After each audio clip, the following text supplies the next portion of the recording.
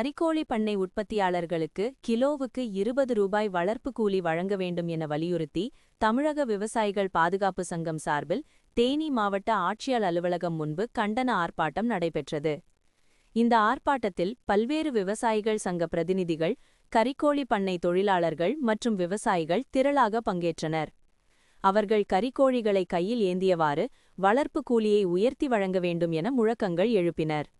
ஆர்ப்பாட்டத்தில் பங்கேற்றவர்கள் கறிக்கோழி பண்ணை உற்பத்தியாளர்களின் வாழ்வாதாரத்தை பாதுகாக்க அரசு உடனடியாக தலையிட்டு நடவடிக்கை எடுக்க வேண்டும் என வலியுறுத்தினர்.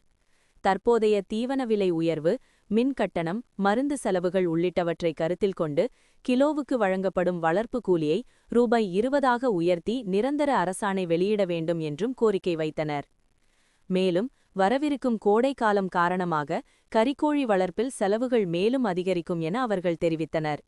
கடும் வெப்பத்தால் கறிக்கோழிகளை பாதுகாக்க கூடுதல் காற்றோட்ட வசதி, கூலிங் ஃபேன், தண்ணீர் தெளிப்பு அமைப்புகள், மின் செலவு உள்ளிட்ட கூடுதல் ஏற்பாடுகள் செய்ய வேண்டிய கட்டாயம் ஏற்படும்.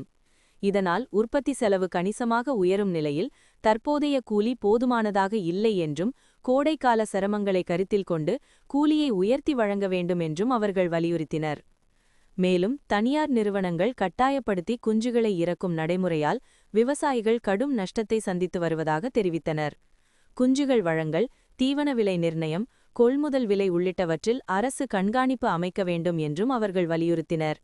இதோடு கறிக்கோழி பண்ணைகளுக்கு குஞ்சுகளை கட்டாயமாக இறக்குவதை எதிர்த்து போராடிய காரணமாக கைது செய்யப்பட்ட தமிழக விவசாயிகள் பாதுகாப்பு சங்க நிறுவனர் முருகசாமி உள்ளிட்டோரை உடனடியாக விடுதலை செய்ய வேண்டும் என்றும், விவசாயிகள் மீது தொடரப்பட்ட வழக்குகளை திரும்பப் பெற வேண்டும் என்றும் அரசுக்கு கோரிக்கை விடுத்தனர்.